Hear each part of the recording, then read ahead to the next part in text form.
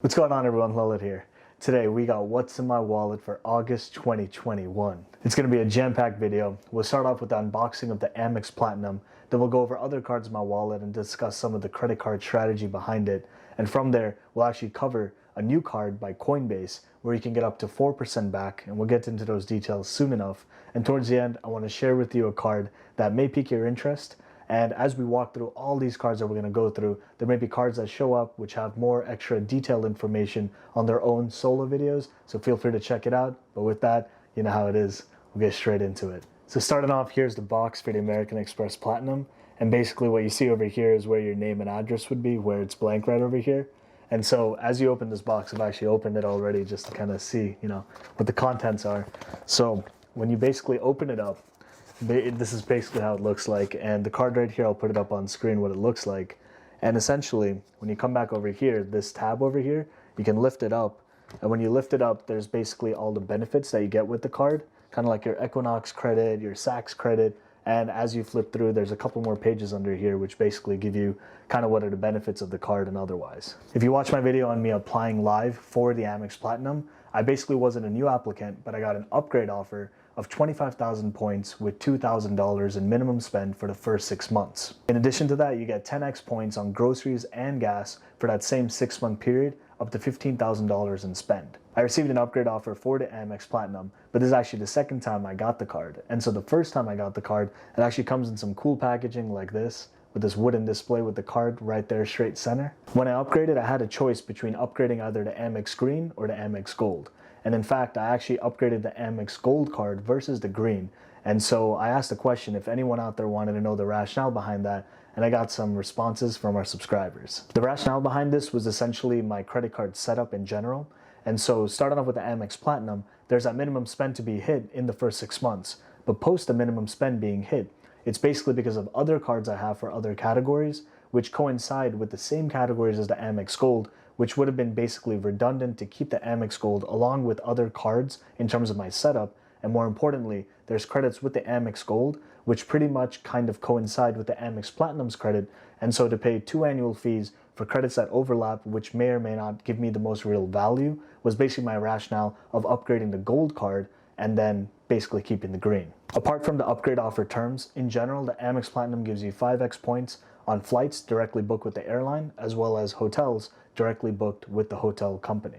So to cover general travel as well as dining, what I'm currently using is actually the Chase Sapphire Reserve. With the Chase Sapphire Reserve, you get 3x points on dining as well as general travel, for example, your Uber Eats or parking at certain places.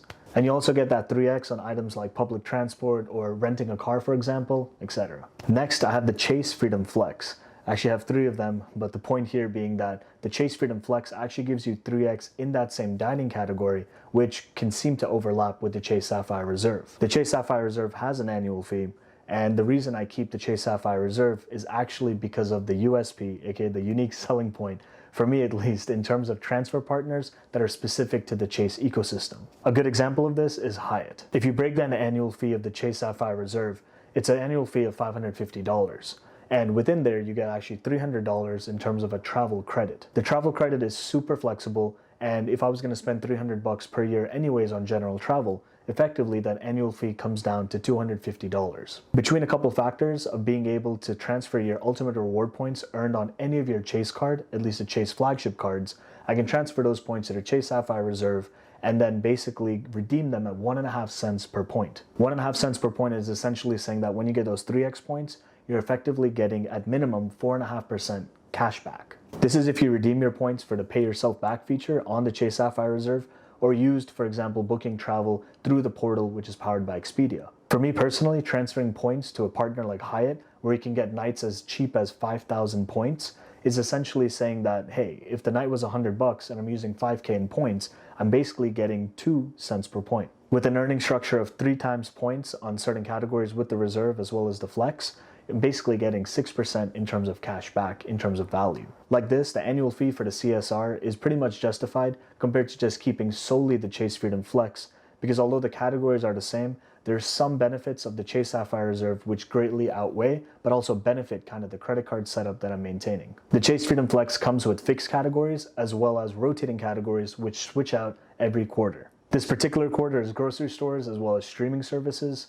And in terms of that rotating category, you get 5x ultimate reward points for every dollar spent in those categories. With me getting 10x of the Amex Platinum for at least these next 6 months, I'm not going to be spending on groceries with the Chase Freedom Flex. And coming to select streaming services, in terms of absolute spend, aka the dollar amount, it's not that heavy, but I'll definitely be using the Chase Freedom Flex as needed. So far in terms of categories, we're basically covered for flights and hotels booked directly with the airline / the hotel company. And we're also covered for general travel in terms of the Chase Sapphire Reserve and the Freedom Flex taking care of that element. From there, the categories for gas as well as groceries is basically covered by the Amex Platinum as well. The Chase Freedom Flex covers streaming services for this quarter, and in terms of fixed category, it also has 3x on drugstores. Moving on to non-categorical spend, essentially your miscellaneous category, I do have the City Double Cash, where you get 2% cash back on all purchases, where you get 1% as you swipe, and you should pay your bill in full because you get that other 1% as you pay off your bill in full and on time. I also have the PayPal MasterCard where you get 2% cash back as well. I have these two cards, but I prefer to earn points, and so my preferred choice is the Amex Blue Business Plus credit card. You get 2x membership reward points up to $50,000 spend each calendar year. This is the credit card section of the video, and now we'll get on to debit cards, and specifically we'll be looking over the details of Coinbase's debit card. I'll put supplemental information on screen, but at the highest level, it's basically a debit card which you can actually load up so it becomes a prepaid debit card with stablecoin, and specifically USDC. USDC, it stands for USD coin, and essentially is a stablecoin.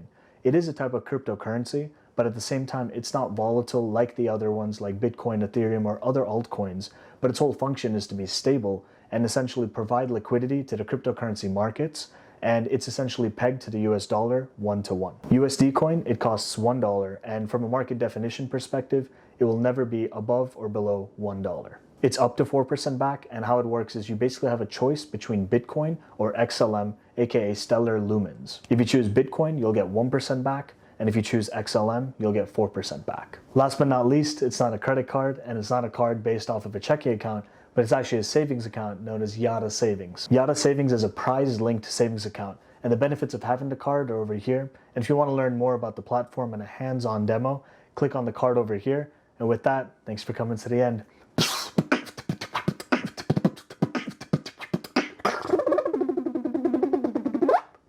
Peace.